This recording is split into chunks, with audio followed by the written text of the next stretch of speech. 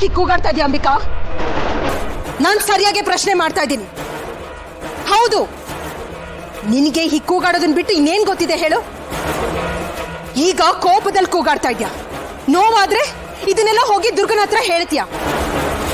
ಅಕಸ್ಮಾತ್ ದುರ್ಗಾನೇ ಇಲ್ಲಿಂದ ಹೊರಟೋದ್ರೆ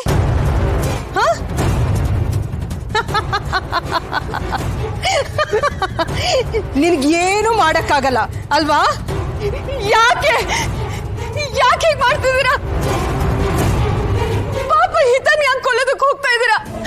ನಮ್ಮಮ್ಮನ ಯಾಕೆ ಸಾಯಿಸಿದ್ರಿ? ನನ್ನ ಯಾಕೆ ಸಾಯಿಸಿದ್ರಿ ಹೇಳಿ. ಓ, ಪರವಾಗಿಲ್ವೇ, ತುಂಬಾ ವಿಷಯಗಳನ್ನೇ ತಿಳ್ಕೊಂಡಿದ್ಯಾ ಅಂಬಿಕಾ. ನೀನೀಗಾಗ್ಲೇ ತಿಳ್ಕೊಂಡಿರೋ ವಿಷಯಗಳೇ ಜಾಸ್ತಿ ಆಗಿದೆ.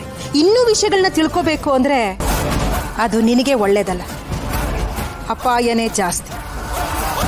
ಸೊ ಇನ್ಮುಂದೆ ನೀನು ಒಳ್ಳೆ ದೆವ್ವದ ಥರ ಸುಮ್ಮನಿದ್ಬಿಡು, ಆಯ್ತಾ?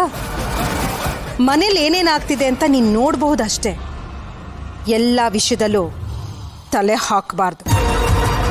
ಇಲ್ಲ ಅಂಬಿಕಾ, ಸ್ಪಷ್ಟವಾಗಿ ಹೇಳ್ತಾ ಇದ್ದೀನಿ, ಕೇಳಿಸ್ಕೊ. ನಿನ್ನ ಮಿತಿಯಲ್ಲಿ ನೀನಿರ್ಬೇಕು.